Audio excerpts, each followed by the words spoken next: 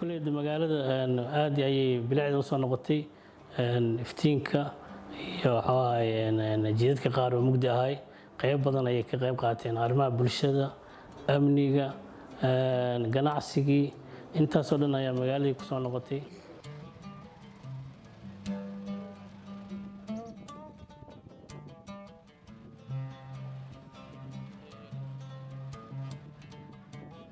dabcan way jiraan carqabad yar oo macnaha ay sameynayaan baalayaasha dad aan wax fahamsaneen